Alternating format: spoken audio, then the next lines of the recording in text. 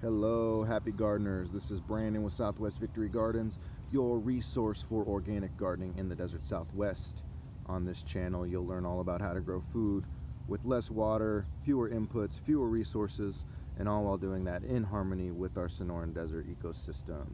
So welcome to this channel, welcome to this video. If you like what you see, please like the video and subscribe to this channel. I would greatly appreciate it. And if you stick around, I think you'll learn some pretty cool stuff here about how to grow food in our desert ecosystem. So thank you.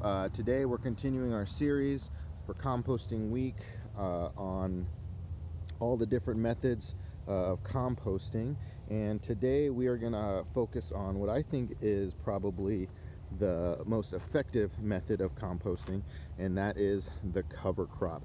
So you can see here we have this massive overgrown green jungle happening here. This is a cover crop. This is a crop that we specifically planted in the garden to grow it out and to use it as fertilizer for the soil and the garden beds that we're growing them in. So there's a lot of names for this type of composting. Some folks obviously call it cover cropping. It's also called green manure, and sometimes it can also be known as sheet composting. But whatever you call it, I personally think that this is the most effective method of composting here in the Southwest.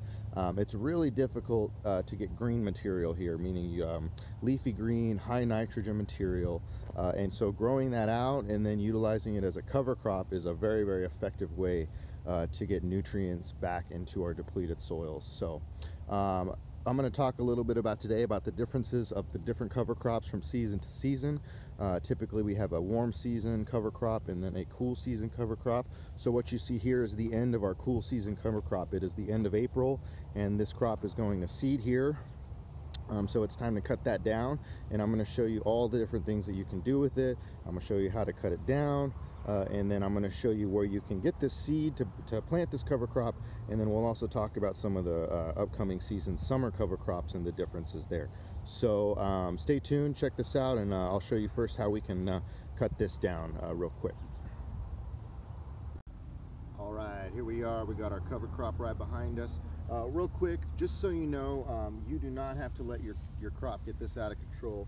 At any point throughout the season, you can trim this down halfway as it's growing, and it's designed just to keep on growing. The crops that are in this mix will just keep growing, and you get a lot of grasses and beans and vetches and stuff like that. So it's a little bit out of control right now because it's the end of the season, but just know you don't have to let it get this crazy. So because it's a little more out of control today, I'm going to be using just an electric hedge trimmer. I don't use gas tools. I think electric's fine. It's definitely more than enough to get the job done. If you want to use hand tools, that's cool too, but because I'm going to be doing so many beds today, I'm going to just go ahead and use this electric trimmer. It's going to make the job a lot easier on me. But if you need that arm workout, go ahead and use those hand tools for sure. All right, let me show you how to do this and then what we can do with this material once it's all chopped down. All right, here we go. Always remember, gloves, glasses, safety first.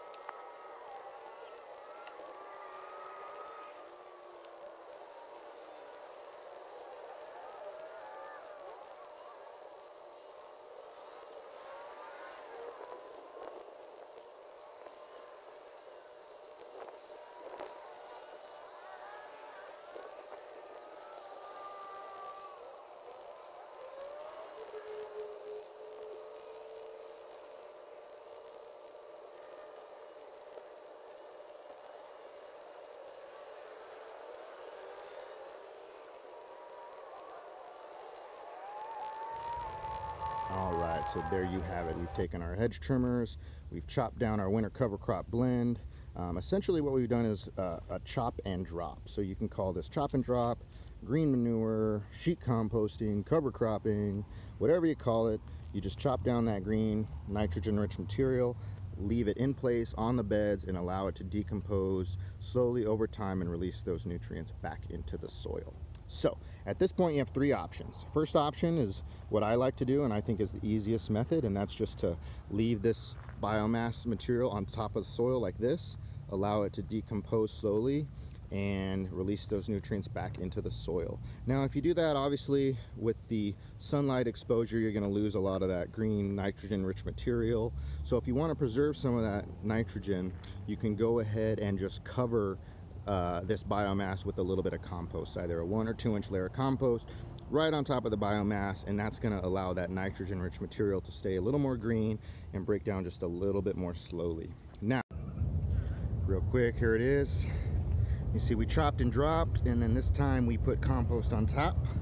So just 1 wheelbarrow of compost, and we're going to cover our cover crop and let that decompose slowly. I'm probably going to plant that in like a month. We come back to what we did last week. You can see it's browned up real nice. See, we've lost all that green biomass. It's now turned brown, and you can also start to see those oats coming right back. You see, that's why you can chop and drop. You can just do this a couple times throughout the season rather than waiting until the end like we did here. So all right, third option, and this is a great option for folks who are having a hard time generating enough material to build compost piles or hot thermophilic compost piles, which we will talk about in another video. But if you are having trouble getting enough green material or browns, you can use this material as your feedstock for a new compost pile. So you have three options there. You can just leave it in place, you can cover it with some compost, or you can use this as your feedstock for your compost piles. Now if you want, you can plant directly into this biomass. You just clear some of it out of the way, pop your tomato start or your eggplant right into the soil beneath it, and then allow it to grow, and it's going to grow fine. I'll show you some tomatoes we have over here that we've done that with. Now if you're going to be planting seeds, that's probably not going to work out so well. I would basically let this decompose for about a month or so, and then you can move some of it out of the way and get your seeds in the ground and allow those to germinate. And then once they've germinated, you can put the biomass mulch back around the plants. So over here you can see we have some tomatoes that we've planted, and all we've done is we've cleared that biomass out from around the plants and planted the tomatoes right into them. So that's one way you can do that there. So all right, so let's go ahead now and take a look at some of the options we have with our different cover crop blends for the different seasons.